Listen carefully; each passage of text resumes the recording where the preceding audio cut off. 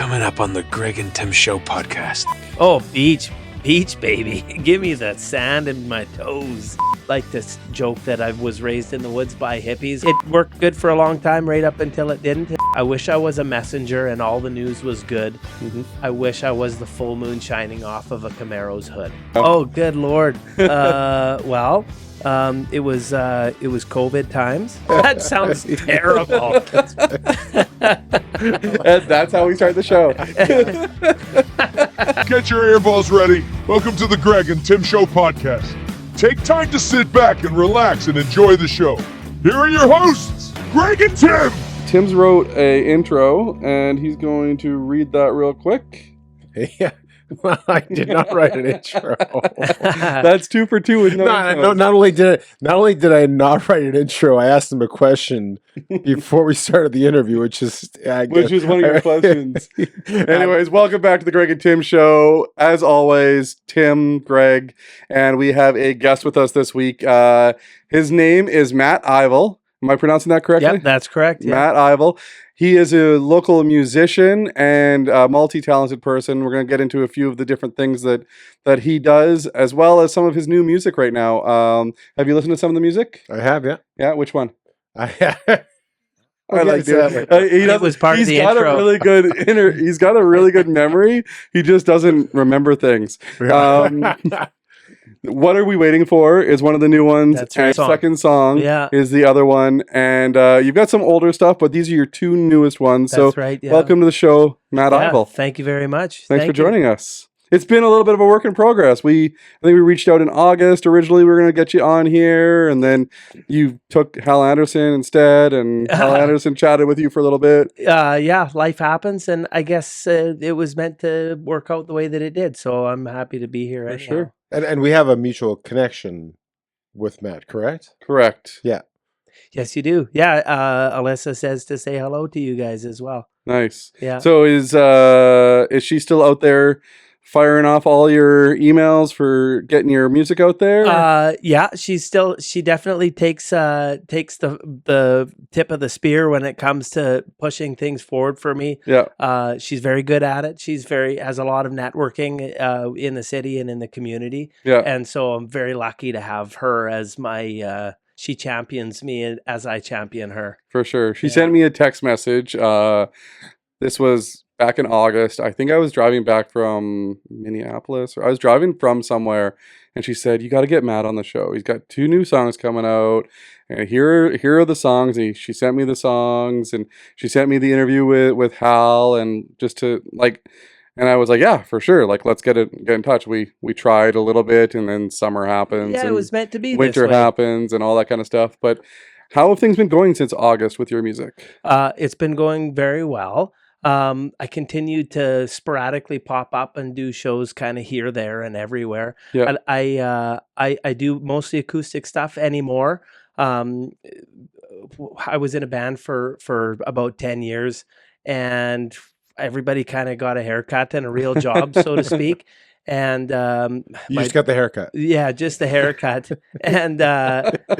And my drummer moved out west. My bass player works for Canada Border Services, and so everybody kind of went. We're all in different provinces. It sounds like now. the summer of '69. I was thinking the exact same thing. Right? It's Is Bryan Adams before your time too? No, he was actually at his peak when I was just kind of really starting to get into music. Okay. So definitely a relatable influence. Yeah. Who quit? Joni? Joni got married. Joni got married. Who quit?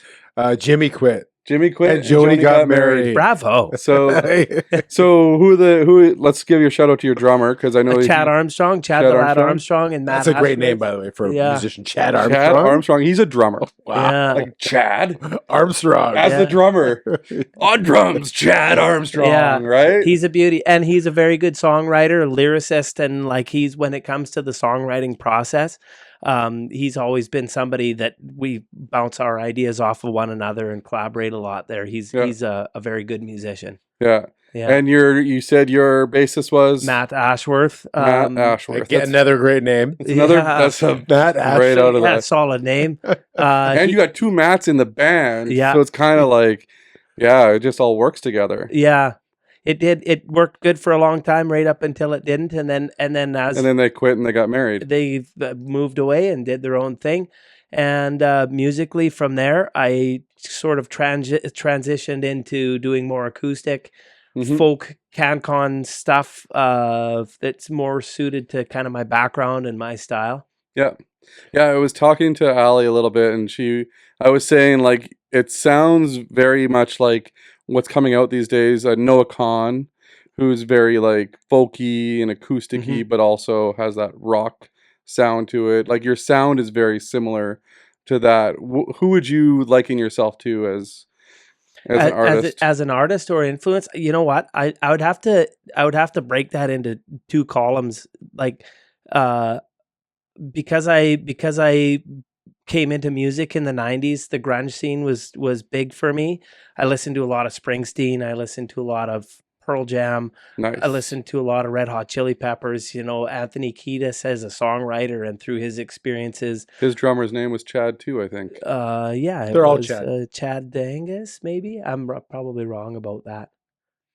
It's just we can't. Isn't his drummer the guy that looks like Will Ferrell? Yeah, that's the guy. Yes. Yeah, I think his name is Chad. His name's Chad. And then at the same time, the way that I was raised in a very rural community in northwestern Ontario, my parents were both very musical. I like to joke that I was raised in the woods by hippies, which is kind of a bit of a exaggeration, but it's not far off. Okay. And they were big into the 70s scene, so that left its mark on me as well. So like my influences when it comes to my sound and being earthy and folky and kind of having a very Canadian vibe to it is largely because of the musical household I grew up in, and then of course the things that you listen to when you're coming of age. So no disco. No disco. No disco. Right? He did wear half a Canadian tuxedo today. He Did he? didn't go full. I suppose I did. He didn't go full Canadian tuxedo. No double denim. No double denim. I grew up listening Pearl Jam, Red Hot Chili Peppers, Soundgarden, like all those types of bands as well. So Yeah. those were the bands of the 90s. A little bit of Nirvana. Nirvana kind of came and went really quickly, but Pearl Jam. Have you ever seen Pearl Jam live? I have. Yeah. I actually flew to Toronto in 2006 for the release of their new album. I can't even recall what album it was at that time, but in 2006 they kicked it off in Toronto, and I was so excited that the tour was starting in Canada. I flew to Toronto and watched their album release tour kickoff, and it was extraordinary. Did you open for them? I did not. Oh. No. Do you know them at all? I think I was just just about legal drinking age at that time, actually. And in Toronto you had to be 19. Mm-hmm. Yeah, that's funny. Yeah. So let's take. So you pick up a guitar at what age? First of all, I started playing probably when I was in my maybe like early preteen age, like between 10 and 12. I started to take a pretty heavy interest in it. My dad is a musician.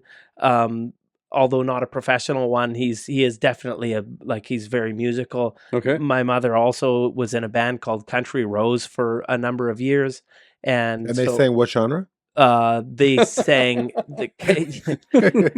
actually lots of hippie stuff, they did lots of like Bob Dylan and the kind of like that kind There's of rock, genre. dance, disco. That was wrong. I assume country. Like continue.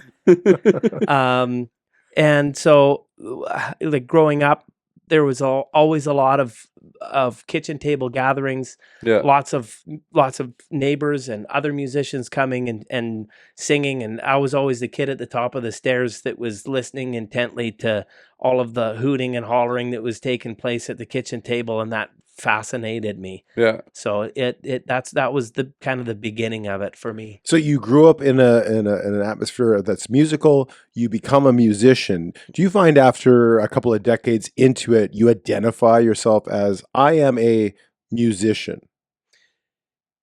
No, actually, I mean, I yes, in a small way, but my gutturally, I want to answer that by saying no, and only because it's something that you craft, and there are so many different things that I'm sure that the both of you have so many different interests and things that you do that make you who you are. And for me, being a musician is definitely something that has been a staple throughout my life, and that's been there for me through all of the awesome times and all of the horrible times. And it's just one piece of who I am. So I'll just stop you there and to say a follow-up question is one we always ask our guests nearing the beginning of the interview. And We never do it at the beginning. Yeah, pretty close to the beginning. Try. And it kind of blends into what you're saying. But who is Matt Ivall? Who's Matt Ivall? Matt Ivall is a guitar-plucking, train-driving Motörhead with a great appreciation and love for life. Nice. What can you shout out what train company you work for, or do you want to not do that? It's a major Class 1 railway, and the old timers would call it Clyde and Nancy. Clyde and Nancy. Well, those are all hints for the listeners to look it up. All of a sudden, we got Do I Google. just get hints? Google spiked for Clyde I'm and not Nancy. smart enough to get this from hints. I know it's one of the two. So followed up with that. You say you're guitar plucking and Motörhead, train riding. What is something that Allie, your friends, people around you, what is something that you would surprise them with that they wouldn't know about you? Well, people that would be maybe close to me would know this, but I guess we're here to talk about things that I do and that we do. So something that a lot of people wouldn't know is something that I can't do, which is dance. Okay. Like at all. Well, join the club, but Yeah, it's something that likes to remind me of its existence periodically. Yeah. But like, So there's like actually on stage with the guitar, yeah. with the guitar on stage, you're 2 feet planted and that's it. There's actually a medical condition. It's called 2 left feet. Okay. But it's I have secrets that I can do to like kind of hide behind my inability to maneuver myself. I know a couple people that will sing on stage with the guitar, and when They'll they're just toe tap. told to take their guitar and put it away and sing, they have no idea what to do with their hands. They have no idea what to do with their Yeah. body, and it's just like it's exactly that. So yeah. I have a trick that I like to do. It's like my secret weapon. I'll usually just go, if I'm playing at a pub, I'll just go and grab a bar stool and bring it up on stage. And because I do acoustic stuff primarily, my performances are acoustic. Yeah. Nobody even questions like the staff or the producers or the people, the sound guys. Nobody's ever like, why is that guy carrying a bar stool across the bar? And I put it in front of the mic and everybody's like, oh, he's going to play a song. Okay. But it just sort of secretly takes my movements out of the equation. So I have ways to deal with it. I think my wife would agree that I also can't dance, but she loves watching me dance. So do you ever just do it anyway? There's been moments where I have, and those are like what I referred to earlier as moments where You know what's it funny? likes to remind me. Allie actually sent me some video of you dancing, and we're gonna play it right now. I don't believe you.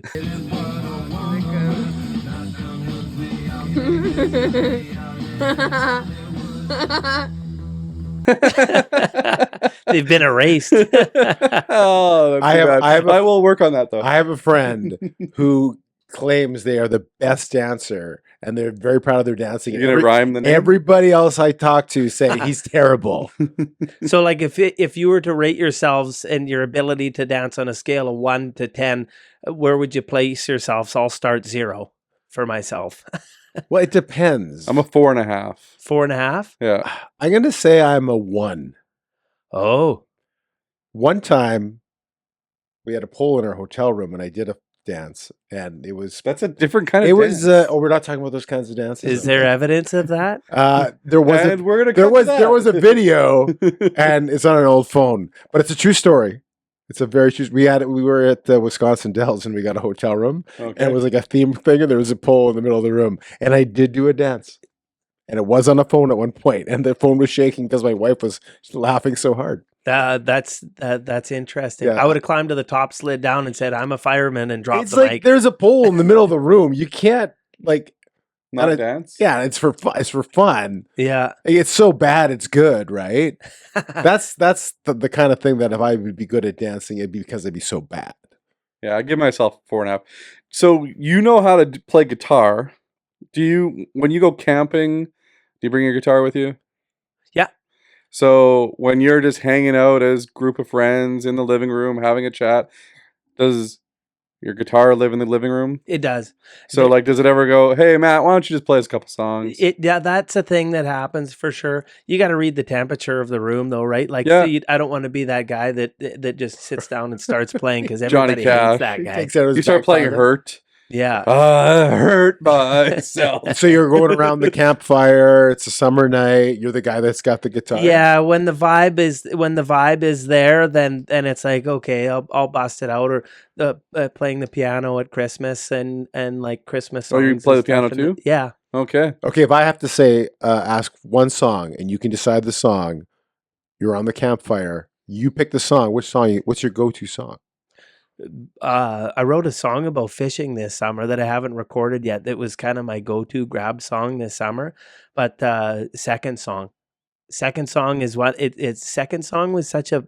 I have a kind of a funny story It's a about very the second campy song, like campfire style song. Yeah, it is, and I had it's one of the things about songwriting. Songwriting can be such a beast when it comes to. I'll back up a little bit here if that's okay. Yeah, for sure. But like to categorize songwriting, there's two different ways to write a song, and for the biggest category, the most of us is you write a melody, and then you put words to the melody, and then you there's a creative process where you work out how that works. And so you do the writing second, the music first. Correct. Okay. And the other way to write a song is to write it lyrically. Yeah.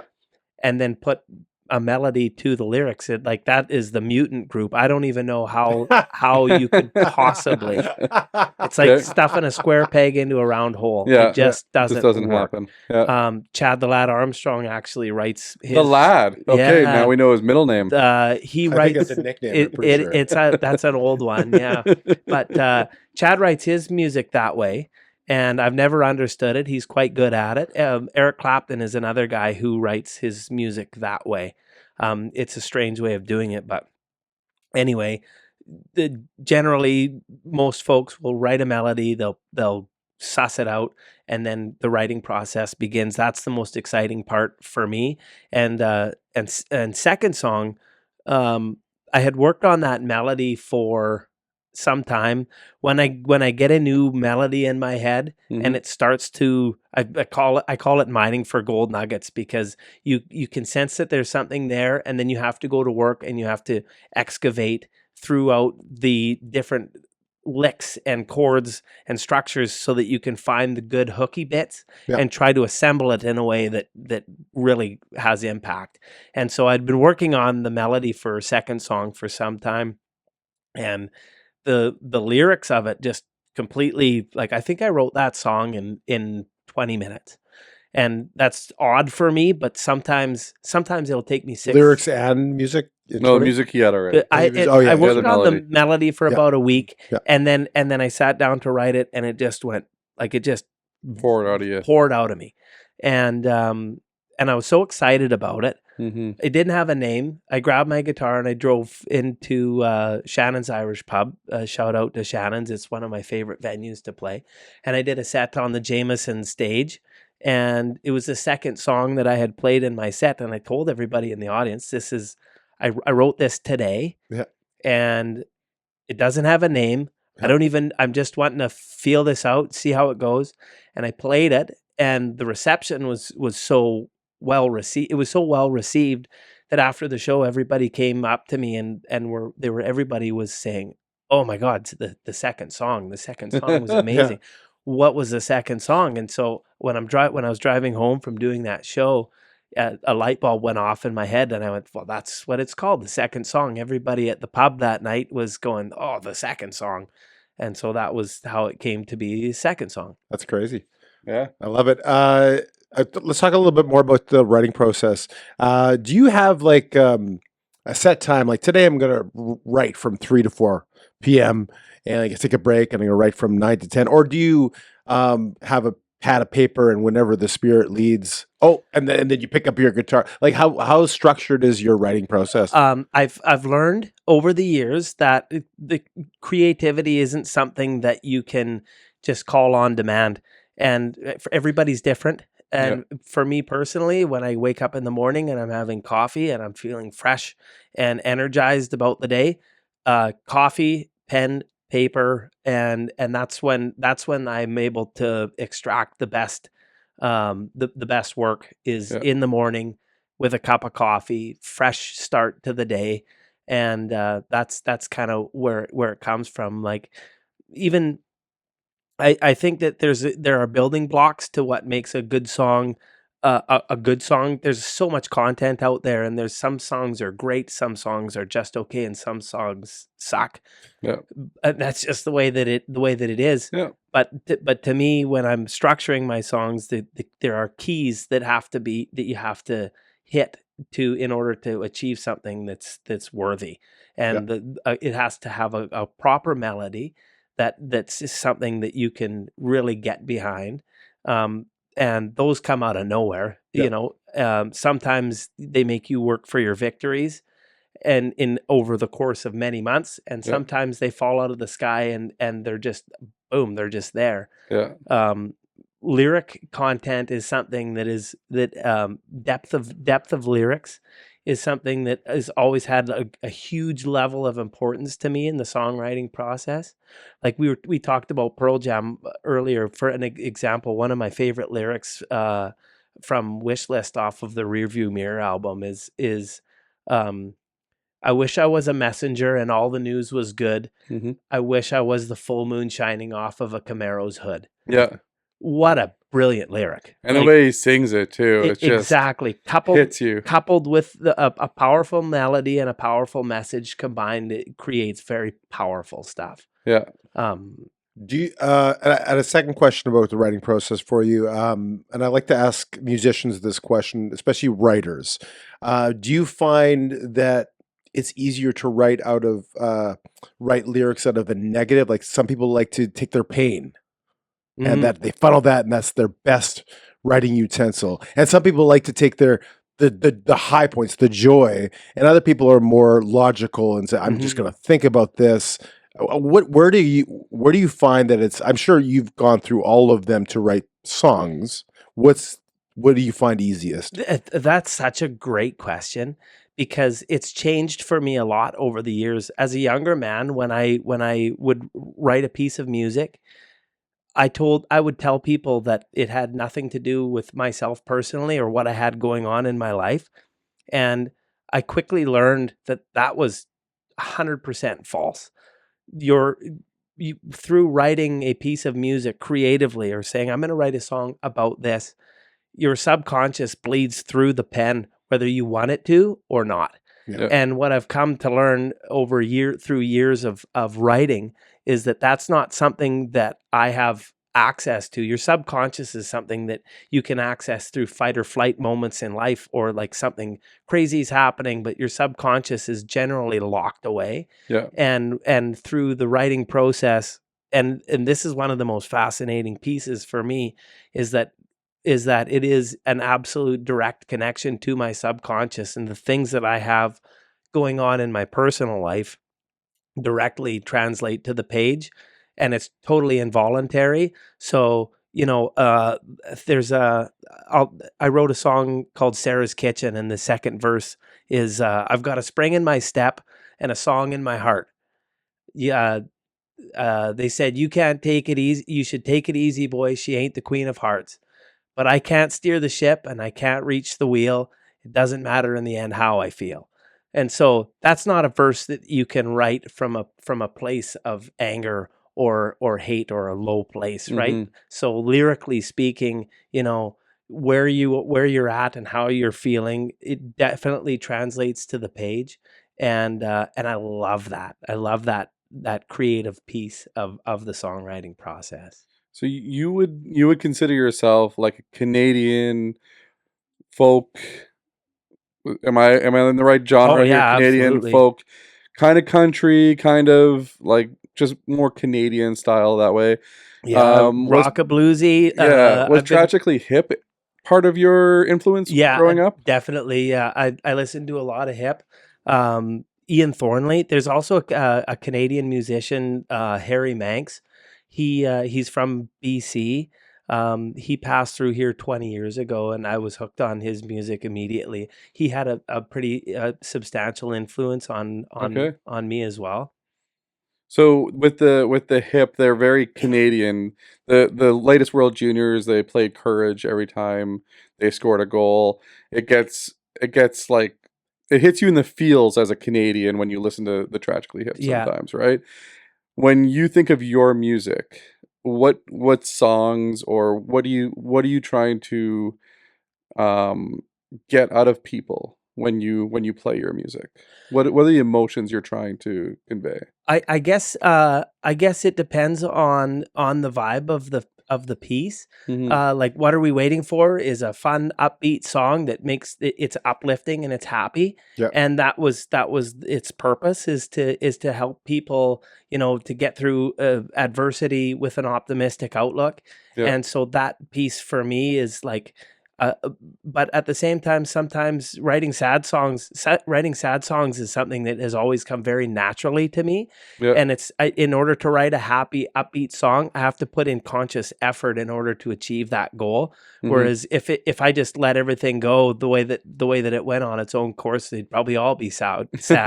Like Louis Do you- Capaldi, Do you find that people just gravitate toward the sad then? Is that what you're saying? I think I do.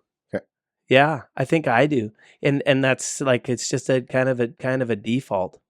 I think to put it Do you- bluntly, I can remember my brother saying to me at one point, he said, "Why are all your songs so sad?" And of course, you wouldn't be the only one. Like a lot of people will. I mean, the joke about Taylor Swift is, every song is about breaking up. Yeah, right? Yeah. Is- But I guess it all depends on where you are in life at that moment, hmm right? And like, do you ever just sit on the couch in Allie's office and just play music for her? Yeah. Yeah. Yeah, 100%.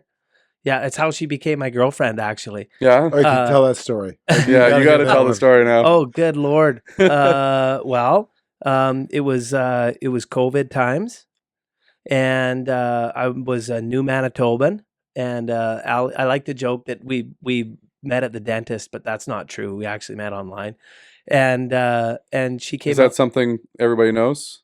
They do now. Okay. Yeah. Although meeting at the dentist would make a better song, but continue. Yeah. It would be better if you met at the dentist online.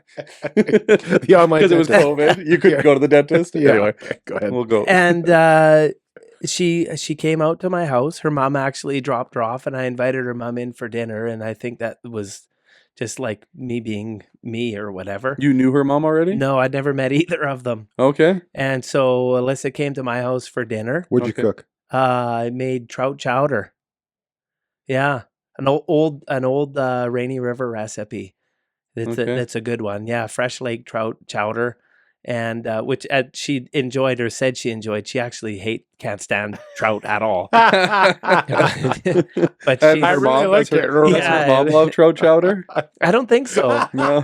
Quite honestly, I made this great trout chowder. Nobody liked it, but it was great. and So let's get the story. I want to make sure that I've got it straight here. You met online. yeah, The first time you met her mom drove her out to your place. and I cooked her dinner. And then you invited her mom in too, said, "Hey, how about you join me and Alyssa for dinner for the first time?" I come from a long line of foodies, and Okay. we take great enjoyment in feeding people. So Okay. it was just a natural statement to be like, "You want to come in for supper?" Or like, "Have you eaten?" Yeah. So yeah, it was, So you got both of them in there for dinner. no, she didn't. She said, Oh, not, her mom said no? No, it was a first date. She was like, "Not happening. See ya." Okay. Yeah. And then so tell the story about how you got her with the music then. And then that evening we had I had the fireplace going, and we had a couple of pints, and I pulled out the guitar and just kind of had a little jam sesh and and just kind of hung out. Did you know that she was musical already as well? I did. Okay. Yeah. Yeah, I did. So that was something you figured out before the first date, that she was musical? Yeah. Okay. And then the rest is kind of history. We've just kind of laid down building blocks. She moved in 3 years ago. I converted her to full country. It's like garden and chickens, and we take barbecue pretty seriously. You have a pool that we haven't been invited to yet. So Yeah, you guys are in the market for pool friends. Barbecue around the pool. There's both have to happen. Barbecue and pool. And you guys want to come in? Maybe trout chowder. I'm not in for trout. No. I'm with her. Okay. If you ever need somebody just to hang around the pool and that kind of stuff. That's a thing. Yeah. Barbecue. And barbecue. Can't reiterate We'll that bring more. food. We'll bring meat. We take barbecue pretty seriously around our house. So we raise a couple of hogs every year. Okay. So that we can do barbecue. Do you name them? We did the first year. Okay. What were their names? Oh man, I'm gonna try and remember. It was like Stewie and Sirloin. Oh yeah. And then which one was better? I couldn't tell you. Okay, you couldn't tell the difference. But we stopped naming. No, them. you can't name them. That's a total rookie move. No. Rookie move. Yeah. I'm gonna kill you now. Did you go from raising to the killing to the butchering? Butchering. Yeah. You did all of it from beginning to end, all yourself. Yeah. Wow. Yeah. Multi-talented. Something we didn't know about Matt. He kills pigs. That sounds terrible. And that's how we start the show. So Matt, if you're not playing music, what do you do for fun? I'm an outdoorsman. Love to hunt. Avid hunter. Big game, small game. I like to fish. Yeah, I like motorsports. We love taking our boat, cruising the Red River in the summer. Yeah. There's no cooler way to pull up to the Forks than in a watercraft. It's like the easy button. Half the stress of going to visit the Forks is parking and getting across the lot and traffic. And maybe that doesn't bother. Like I live in the bush, so that's very stressful for me. Where do you start when you're going down the Red to get to the Forks? There's a launch on Main Street, just off the perimeter. Okay. It's only been there for a few years, but the parking's fantastic. There's 2 launches. You pop it in, and the city is your playground. Yeah. Lots of dog-friendly patios as well, which makes things great for bringing the dogs. You go to the Forks, you pull in, you go have a pint or a meal and a walkabout. There's the place on Pembina, Pony Corral on Pembina, that's further down right, south. and you can go right off you can dock there too, right? Correct. There's a restaurant north of the perimeter called Dockside, as part of the Manitoba Yacht Club. I know that. Okay. Killer patio, great food, great service. The docking's awesome. And is it easy to find parking when you're docking, or does it depend on the time of the year? It is always, with great consistency, the easiest thing ever. Really? Like you might have to compete with a kayak at the Forks, but they never win. You're bigger than the kayak. More often than not. Allie's yelling at them and yeah, out of the way. Heavy police presence on the river. Is there really? Which is great. I've come to learn after a couple of years of boating on the river, the only way that you don't get pulled over by the Winnipeg police is if they're already on somebody else's boat. Okay, so they will check you. Yeah, which is great. They want to make sure that nobody's out there gunned and boating, and you've got all your safety gear. So what you like, you dock, you go in, you have a pint, you have food, you wait an hour and a half of walking around, and then you get into your boat, right, for legal purposes. Oh yeah, for sure. And then you sober up and you go to the next place. Yeah. Where's that dude? Where's my car? But it's dude. Where's my boat? Yeah. Where's my boat, dude? So that place, the Pony Corral, was that the old Grapes Pier 7? Yes. I'm too new of a Manitoban to know. Where in Northern Ontario were you? Rainy River. That's in Northern Ontario? Northwestern. We're on the south end of Lake of the Woods. Is there a Rainy River in Manitoba too? I think that's the one he's talking about. I don't think it's in Manitoba. No, it connects. Are you familiar with Fort Francis? Yeah. So Rainy Lake and Fort Francis are connected via the Rainy River. Pepper's from Fort Francis. Pepper. Really? Yeah. That's Okay. right. So I would, speaking of northwestern Manitoba, I would go on a boat. My uncle had a You boat. say Northwestern Ontario though. Ontario, sorry. Yeah, yeah. I meant I'm on Ontario. So I remember my uncle had a boat, and periodically every year, whenever we'd go to the cottage, and I remember coming up to the dock and having a panic attack because I'd only go there once a year or twice a year, and I could never remember the loop. Because you'd have to put the loop in, and I never remember how to do it. To this day, I do not know how to do that loop. And I literally have a panic attack. That I would be like, okay, I'm just gonna hold it. Is it gonna hold? Is it gonna break I didn't free? even know how Is to it do gonna it. go- Like, I Oh, could get that's the holes one where this you gotta way, and then loop it through the thing, and then you gotta Yeah, wrap but it I around. couldn't remember the order of the loops. There's a whole bunch of different fancy knots, but I'm like old bunny hole. I would tie it like in, a around, through, and off. shoelace. Yeah. Yeah. So you just tie a regular old. Yeah. Yeah. Okay. Well, I was looking for Maybe the you don't fancy need to way worry do so it. much. Yeah. Maybe I don't, Yeah. but every time I have this little panic. I Yeah. know that's what for Not some to reason worry, that just Tim. popped into my head. I'm sure your knots are fine. Yeah, I'm not. I'm sure they're not. Did you lose a boat when you were little? Is that the problem? Little boat. The boat. yeah. Where's the I boat, did- Tim? You're supposed to tie the Dude, boat. where's your boat? Where's your boat, dude? You didn't tie the boat. No, it didn't. You recently recorded music that's new, the 2 new songs in a recording studio. What prompted you to record stuff more professionally now? You said all the other music was recorded by yourself. You did it in your home. This is the first time you've recorded in a studio. It was, and it was kind of a bucket list thing for me to go to that level. I've always wanted to really lean into it. I actually recorded a 10-song acoustic album when I was 18 years old. Okay. With All Good Records in Fort Francis, actually, and I shelved the album. Back in those days, as I'm sure you'll recall, you used to be able to go to Walmart and buy the 100 sleeve of burned CDs, Yeah. like the blanks. And I still have 33 left in my case. I think I have about 100 in there. Yep. I burned 100 copies after the album was done, Yeah. and I gave them to like homies and aunts and uncles and Yeah. so on and so forth. And then I did nothing else with it. So there are CDs out there right now. They're probably scratched and stuck in sun You don't have visors digital and copies of this? no, it wasn't even a thing at that Oh, at okay. that time. But so I only bring that up to explain that it's not the first time that I had ever done a recording studio setting. Yeah. But John Paul Peters at Private Ear was just like, he knocked my socks off. I walked into his space and it is so extraordinary. It is so state of the art. And he is such a brilliant producer and such has a natural way to really get you to push yourself to do the best that you can do performance wise. Chad the Lad flew in from Edmonton to cut the drums for the track, which was great. And he's notoriously a very loud drummer. Right. Like we've played gigs where we don't even mic his set up at all because he just gets it hammers on. it down. He hammers it.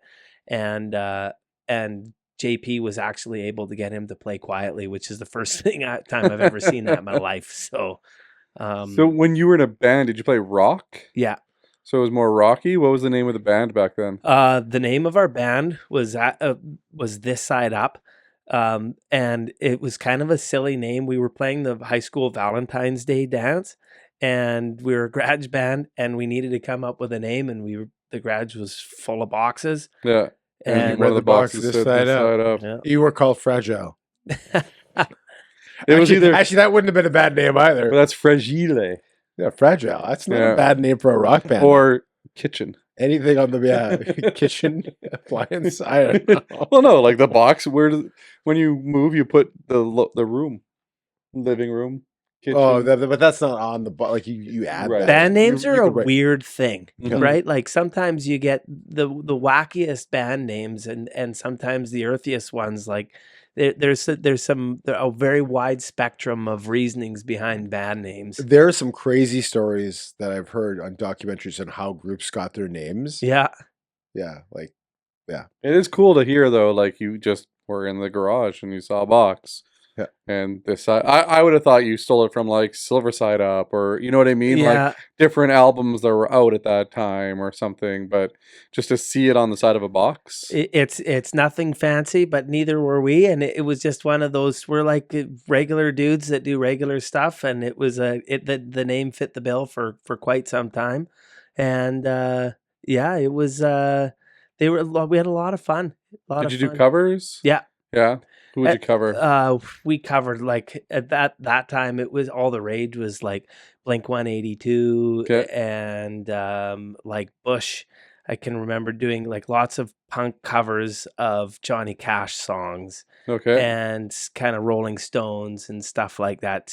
Good old CCR.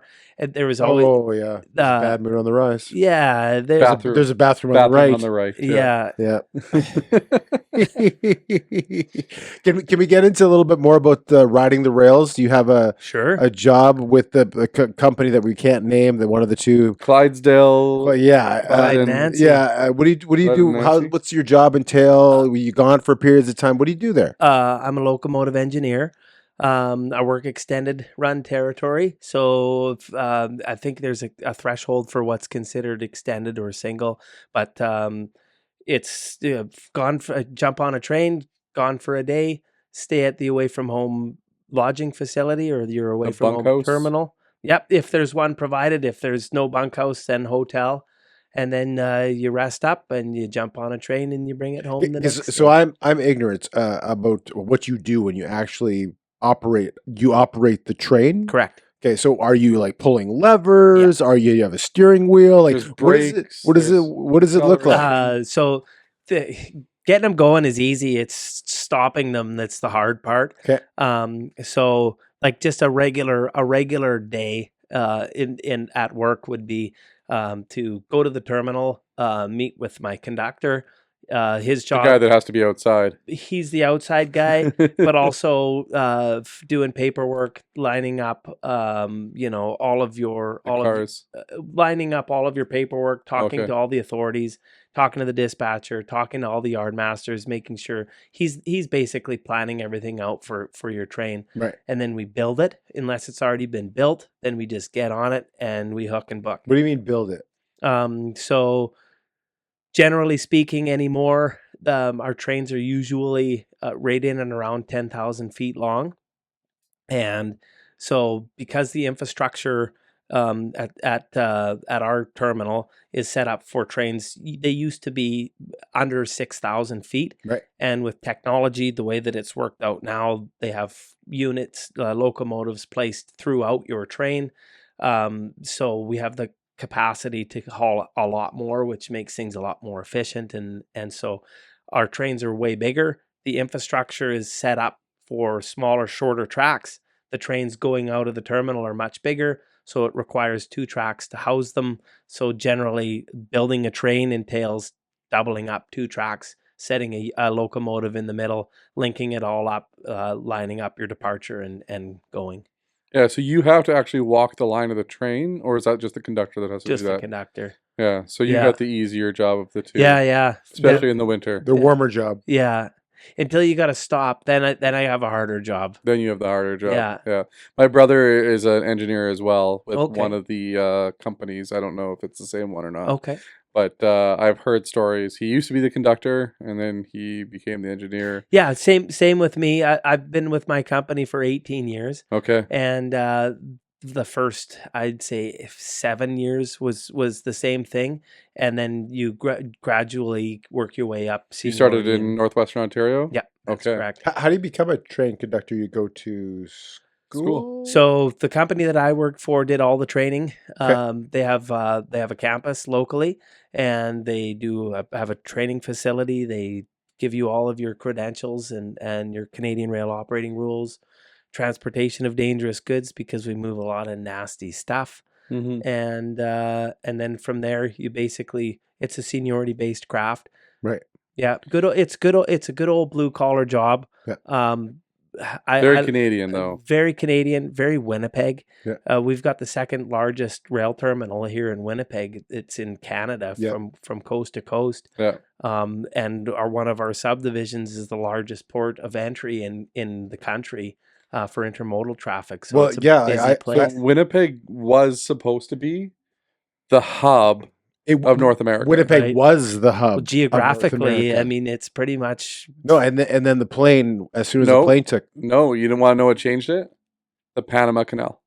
oh When the Panama Canal was built, yeah, nothing had to go. It could go right around there, and That once was- the Panama Canal. that was the start of it. But trains were still. If you didn't want to take a boat, you would take a train, and then It was just easier when for them. when the planes took off, and they would just bypass us by going over top of us. Mhm. That was the bigger thing. But so in theory, I could start a second career as a conductor if I. You'd have to be a conductor. You'd have to work in the yard first, So I work in the yard that's first. true.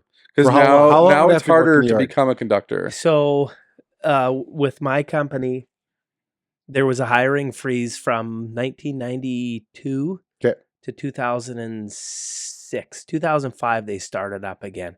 Mhm. So there's like this huge block of like 15 years where they didn't hire anybody. The dark And years. so now the guys that hired on in the 90s, Yeah. it was Now they're starting to 2026. They're retired. So they're all gone. Yeah. And so now there's this huge vacuum of seniority whereby if you were to hire on right now, you would be shouldered up with the guys that have, rather I should say it another way, the guys that hired on when I hired on So 20 years seniority. with 20 years seniority were shouldered up with guys with 37 years Right. out there. And then slowly it's going to be you with 20 and then somebody with 1. So then we'll all start to go. Long way of saying it's a terrible time to hire onto the railway, but there is still demand. It's a bad time. In Okay. theory, you could, but you'd be in the yard for a while. Well, you get in the yard and then you'd be a conductor and then you could go to the engineer. Like you have to follow the Yeah, Hierarchy, process yeah. and you have to put in your years. Yeah, that's essentially right. with the rail yard, right? yeah. You can't just like come in and be like, I'm the best conductor in the world and here we go. Yeah, exactly. You have to actually put in years there. I love being a conductor. I love being outside. I love being you're way more active as a conductor. If you break your train and the conductor has to walk back 7,000 feet and walk back, or you double your tracks together, like you put miles on foot, and it's good for you. And you're wearing like heavy duty shoes Yeah. too, and you're usually wearing clothing that's not the lightest either, I would assume. Seasonally, yeah. There's that saying in the industry that railroaders are way underpaid way overpaid in the summer and way underpaid in the winter Okay. because it can get pretty nasty out there. Yeah. Just work in the summer. Yeah. I wish you could. Well, he became an engineer, so now he doesn't have to work outside as All right, often. fair enough. Yeah. So, do you ever take your guitar on the train with you? No, I've actually had people ask me that before. They have these cool little travel guitars that fold up and you can take them everywhere. A But fold-up guitar, yeah, they have ones that fold up and snap into place, and they apparently like even the cell hold their phone, like the tune. fold-up cell phone. It's like a guitar. flip phone Yeah. for guitar. Yeah, But no, not really. No. It's generally speaking, it's a blue collar industrial workspace, and although music would likely be good in some instances, long durations of high level focus are required. No, but like when you get to like the bunkhouse and places like that, Everybody's tired. We're railroaders. We're always My tired. brother said they're all playing video games. that's probably true. Yeah, I have this probably. visual of the post-depression era where they have these hobos ride the rail, and they have the gloves that come up to here, and their fingers are showing through it, and they're playing with the guitar, and they're not supposed to be there. Yeah, they all have soot. And, Yeah, they coal on there. That's I have this visual. I ride these rails to nowhere with the wind for a friend. The road behind is empty, the one ahead won't end. Still I sing for supper. If that's true or not. I guess the guys that lost their jobs were the ones that used to shovel the coal into the locomotives. Yeah, the Those guys firemen. aren't around There used to anymore. be seven. There used to be 7 crew members on a train at one time, Yeah. and then the cabooses went. So the tail end conductors missed the and caboose. everything kind of Yeah. get with the times, right? Like all industries evolve, and the railway. I is think the everybody same. should take a train ride once in their life. I How many agree. people I are agree. on the train now when they Two, just the two? unless I'm training a student locomotive engineer, Okay. or if the conductor has a student conductor. There's 3 seats in the locomotive. And that's it. So you guys keep each other awake essentially. Yeah, a lot of visiting. Like you sit next to somebody for 10 hours at a time and then do the same thing tomorrow. There's a lot of in-depth discussions that take place. It's a lot of visiting that happens on the road. So you have a lot of downtime. If you're talking to someone for hours at a time, you have a lot of downtime. I wouldn't describe it as downtime, but because you're going in and out of towns. I would describe it as alone time. Okay. Yeah, because we're always doing stuff. There's stuff going on. There's trains to meet. There's signals. There's foremen out there working. We're talking to people on the radio. Like there's lots going on. But in between those things going on, you sit and you visit. You know? Can you listen to music? No. So that was a hard no, by the way. Yeah. No. Well, like I know that like cell phone policy is no tolerance. Correct. Zero tolerance on cell phones. So if you're caught, you're done. So no music, no podcast, no talk radio.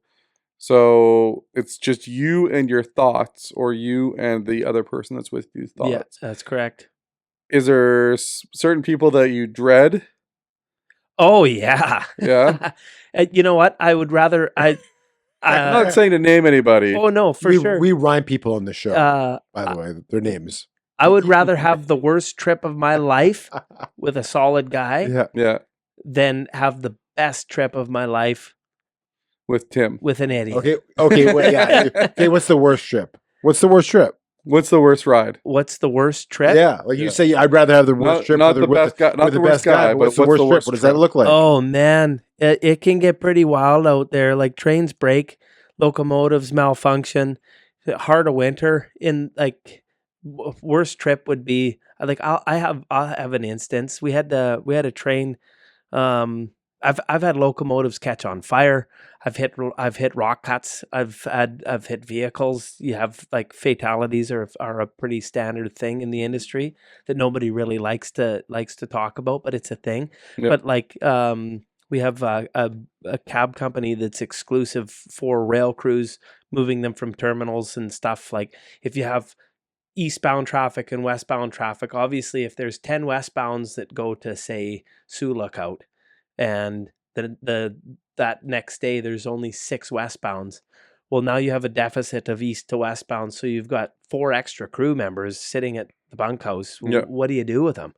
You got to taxi them home because they can't keep you there for forever. So taxiing is a big part of it, but like your train can break, your locomotives can malfunction.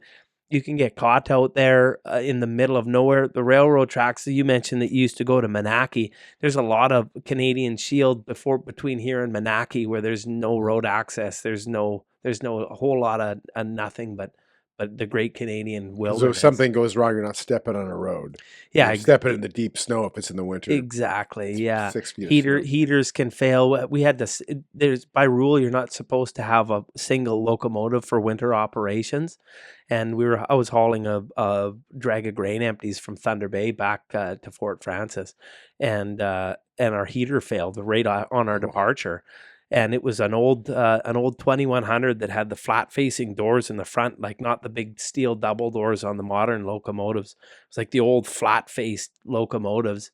And it was so cold. I can remember I'd bought Tim Hortons for lunch and I'd put it on the floor. Oh, yeah. And before we even got to Atikokan, my suit was frozen rock hard. Oh. Like I was driving the train with my ski pants, my winter parka, my mitts. And it was like 36 below going through the night. And no heat is no bueno. So like there's just stuff that can make your day really sucky. Yeah. But it's kind of why they say you're underpaid in the winter, overpaid in the summer type of thing. Because in the summer, everything is pretty streamlined. It works really good. Yeah. And it's just like Canada. Nothing works in the winter. It tries and it does its best. And in 30 below, things break. It's just a thing. Yeah. Right? 30 below break stuff. Yeah, for sure.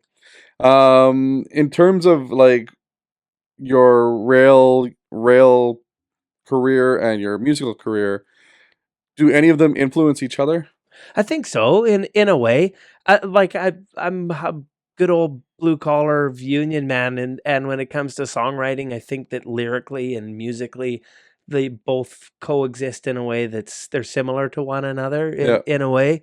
You know, I've written songs about the railway, and it always, like people that are in the industry, I've played them for colleagues and buddies and friends and stuff, and everybody Yeah. kind of gets a bit of a kick out of it. But that would be the only translation that ever made its way to paper. Yeah.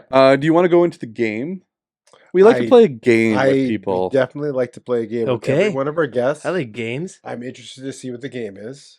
Well, it's the same game we play for every guest. We play different games for different guests. This or that. This or that is one of the games we played. This or that. He can preach a sermon or pass it if you'd rather. Do you want? Okay, so we did this with one of the pastors. It's called Preach It or Pass It. Okay. So is that what it was called? Yes, it was. Okay, Preach That It was or a Pass It. joke. What was the other one that we had with Jasmine?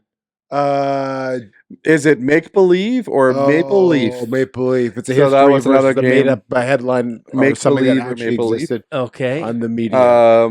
But this one is actually That's why I asked what game is he talking about, because sometimes there'll be a specific game to a specific game. But this is actually called This or That. This is the one we commonly play with every one of our guests. Okay. Not every one of our guests, but for the most part, this is what we do. So no, we do this with every guest, unless it's a returning guest. we didn't do This or That with Ed. Yes, we did. We did? Yep. Well, maybe we did. Okay.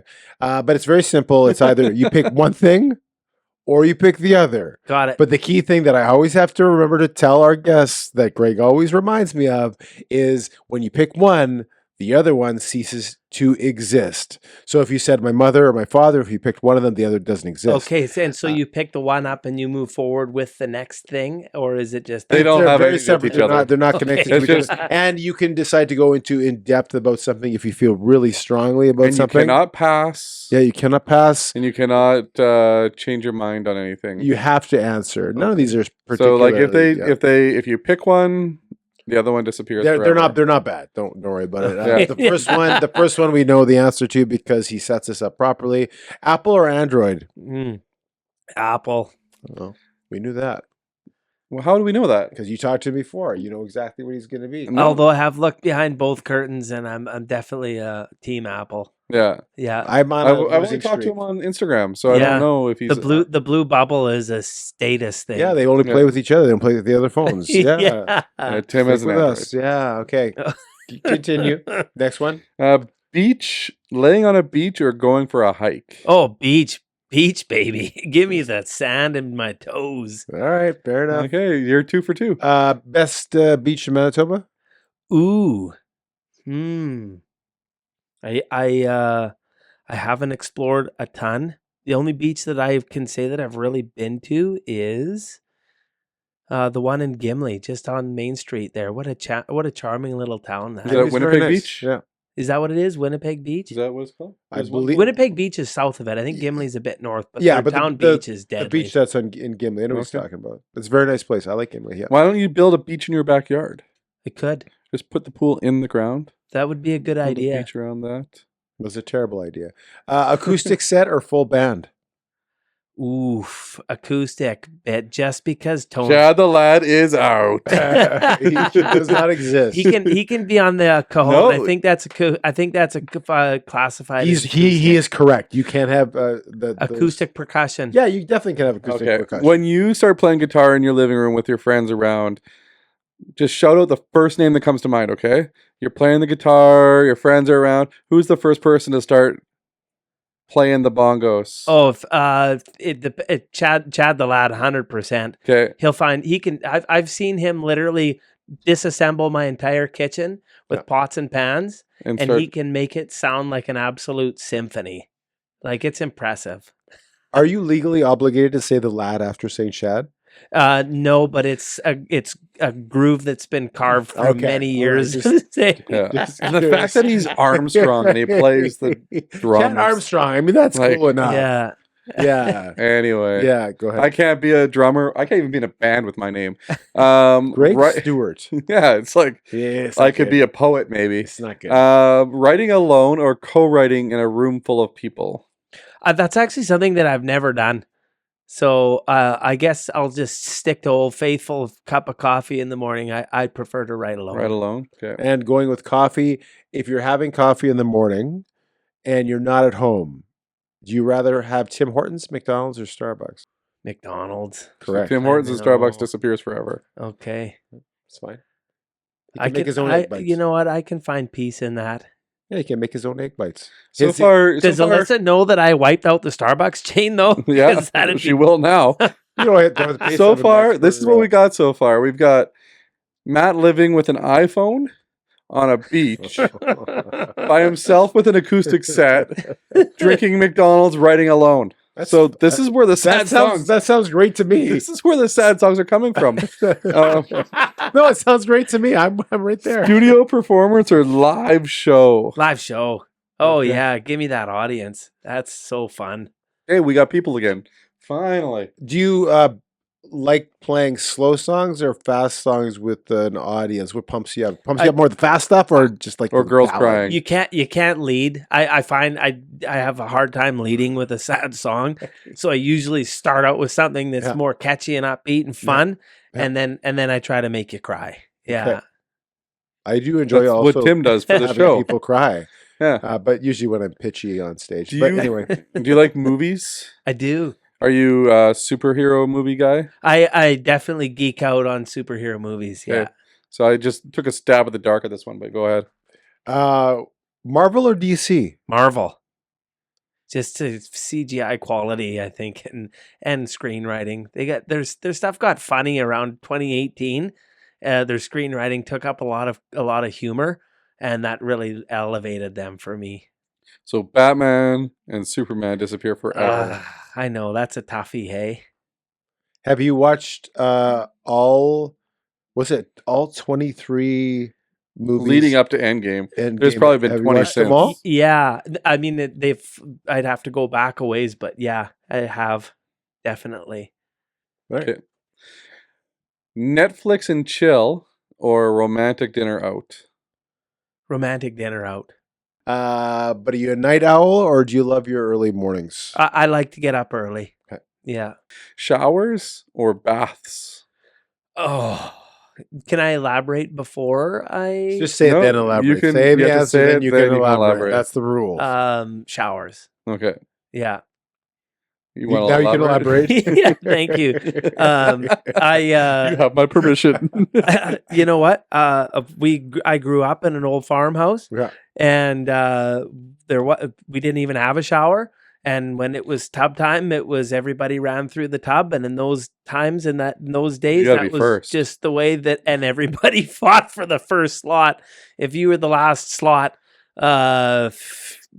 it was just not the best position to be in. So, yeah, I would have to say showers are a wonderful thing. All right, fair enough. Shower. And if you knew somebody who only took baths, what would you think of them?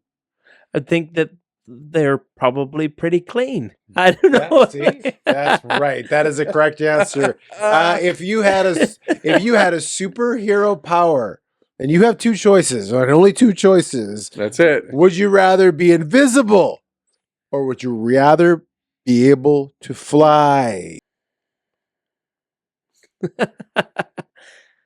I feel like both come with great. Oh wait, I have to give the answer and then I can elaborate. That's correct. Can I ask questions?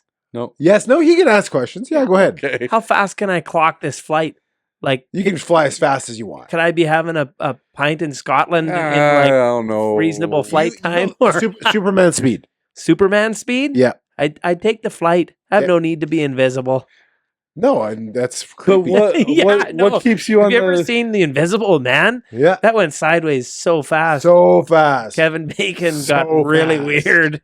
So weird. But you were kind of on the fence there for a second. I had to break it down into pieces. Yeah. What Like, if I said you could only fly like no, a like goose? Focke-Wulf, No, like a you like- biplane with like an a- old no, single like a cylinder goose. engine? I would Never mind a Oh, plane, like not a goose. No. Like if you could fly like a goose, Okay, we what would you changed pick? it completely. No, that'd change my answer. Yeah, I would You would change go my with answer to invisible. Yeah. A goose. Yeah. A goose. Because as an invisible person, you can sneak onto an airplane and you can fly. Oh, To see, Scotland. that's I'd to call that a trapdoor. No, it's a jet flight. It's Superman flight. Yeah. They're assuming these things.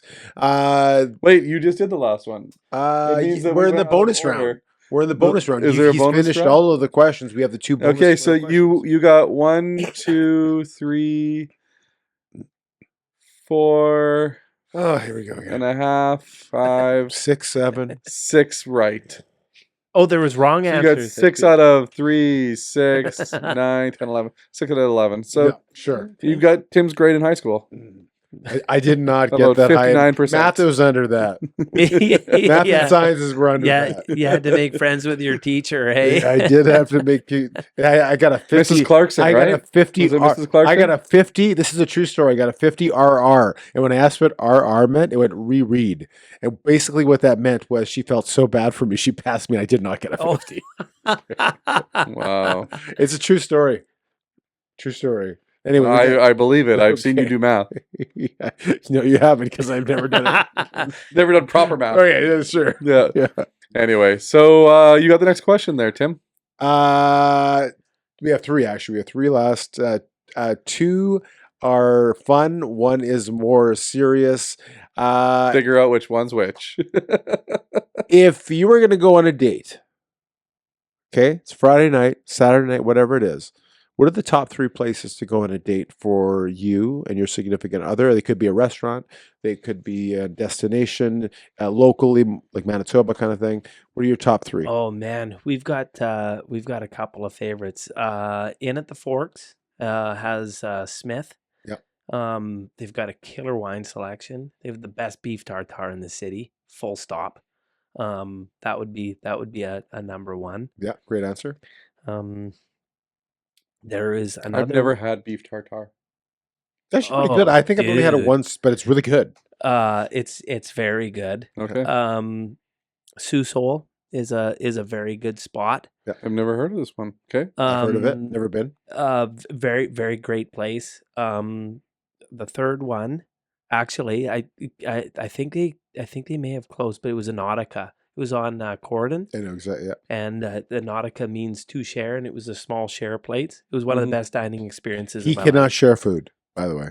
That is correct. That's a thing, Yeah. like a you thing. That's a him thing. It's He is unable to it share might be plates a medical of thing. food. It might be a. It's all in his head, but It he might be does a not brain have the thing, ability. He but freaks out I cannot. whenever share it's a shared thing. Like I try don't to like sharing Does food. does your wife not cruise by your plate and steal stuff? She tries.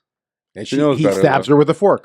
Yeah. Okay. So here's the thing. I've slowly learned to let her have some of my food. But so I'll order a dish, she'll order a dish, and she'll be, "Oh, that looks good. Can I try it?" I'm like, "Yeah, sure." She gets to try the first bite, Right. with her fork before she starts eating. It's due process. She gets the first bite, and then now the rest is mine. I ordered this food for me. Right. This is the reason why I want it. And she'll say, "Do you want to try some of mine?" No. If I wanted some of yours, I would have ordered your food. So I love This the is- idea, like you're saying, of a shared table. We went to one in Nashville. There's one in the city. I enjoy it. We went to one together, but I don't know how you did it. But Yeah, I love that idea. He does not so much. And I was just telling somebody this the other day, is on my first date with my now wife, we actually went to a restaurant called Sukhothai Okay. here in Winnipeg, and I had to share food because we ordered a couple Thai dishes, and we would scoop the food onto our And plates. how did you feel about that? I did it. It was a first date. It was what do you do on a first date? You grin and bear it. Yeah, Yeah. that's right. So not that I can't do it. Same with the trout. And, The trout chowder. the trout chowder. Yeah, it's just more so like I order food based on what I like. I'm not here to order, based on what the table likes. Yeah. If that makes sense. It does make So sense. he is very selfish. Yeah. Second, kind of serious question, but if you were to pick one person, dead or alive, To take to In at the Forks. that you could have a 20-minute conversation with right now, who would it be? Could What be a- historical. It could be someone you know. What a I great knew at question. one point anybody. What a great question. 20-minute conversation. Anybody dead or alive? Yep. My goodness. I guess I wish that I could have a 20-minute chat with my grandfather. He was my homie. We were best buds, and I miss him dearly. So I guess I took the more serious side of answering that question. but gotta relay the first thing that pops into my mind is 100%. my grandfather. 100%. Yeah. Yeah. Great answer. Did he listen to? Has he heard your music before he passed? No, actually, I was Okay. just kind of just getting rolling, Okay. just getting rolling. Yeah. What would you play for him? Probably second song. Yeah. I'm in love with that song. It's so fun, and the melody of it and everything is just, it came together so well. JP actually played the violin for the violin piece Okay, of that cool. song, and he wanted. Have you ever heard of anybody playing the saw? I have heard. Yeah. Yeah, like where you have the saw up and you. And a bowstring and a Yep. and a saw. It's a very eerie kind of Yep. horror vibes that comes out of it. Yeah. And JP actually wanted to put a saw to the track on that bit, and it was speaking to him. Yeah. And he said, "There's a brilliant saw player in Winnipeg. Let me call her up and get her down here in the studio." Wow. And I was like, "Do we have like?" I was thinking maybe like something else. Like, I'm not overly sure about that. And he picked up the fiddle and he was like, "Well, we could give this a go." And he layered like 6 different melodies on top of it. He played it, then he played it a different way, and then he blended them together, and it just blew my socks off. And we ended up sticking with that. And so It just acts the saw. yeah, If you will. like I want people to feel it He's in a punny sad way, sometimes. but I also don't. Yeah, I don't want them to also stop halfway through the song and go, yeah. "Should I be afraid?" Yeah, It's a psycho vibe. There's psycho vibes in the song. Yeah. Is this a horror movie or? Yeah. Yeah. What is, and this is the last question, and then you're free to run out of this place as fast as you want, or you can hang out. What is one piece of advice that you would give to Matt Ivall, 18 years old, just finishing high school? What would be one piece of advice that you'd want to give to him? Slow down. And it's better to chase after your problems than to have your problems chase after you. Yeah. That's awesome. That's actually a Thor quote from Ragnarok. Really? Yeah. Yeah. I've never.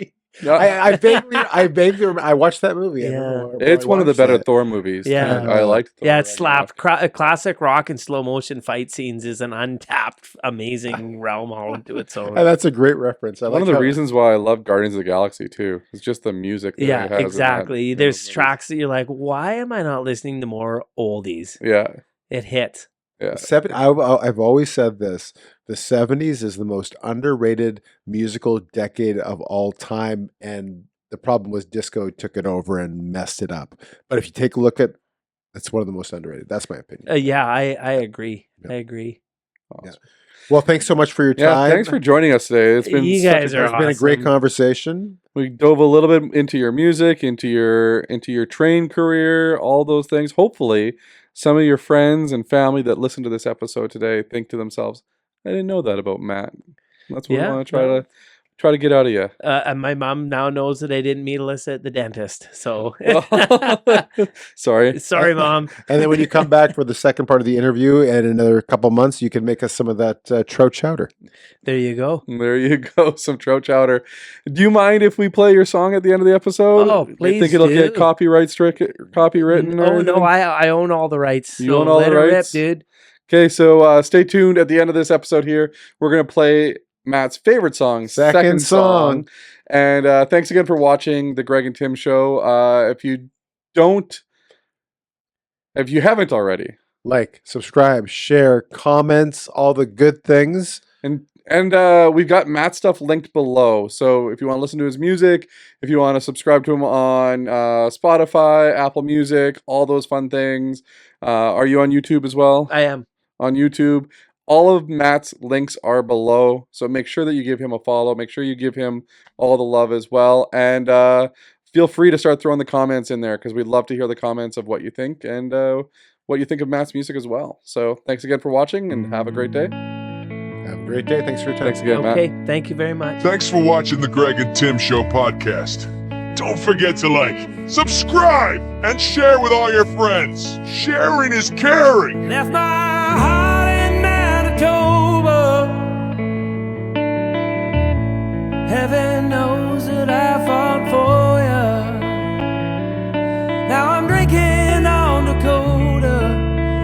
probably at hot yoga. Maybe the whiskey will make you miss me, one bottle at a time.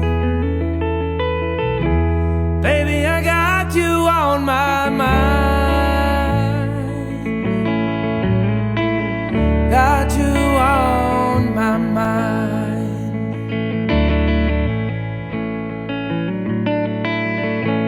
Mama, take me to the river, turn my pain to gold and silver.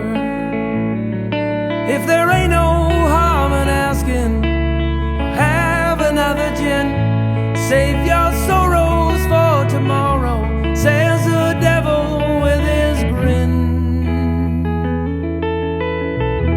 Guess I'll take it on the chin. Take one on the chin.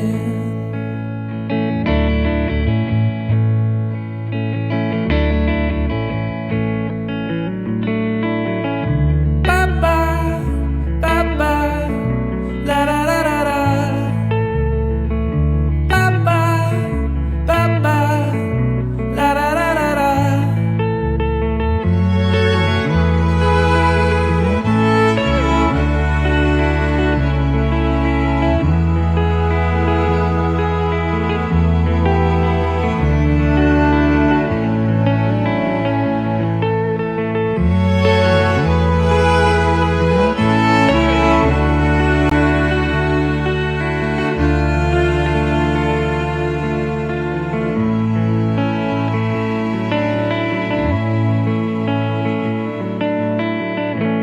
Honey, take me to the fire. Watch the flames while they get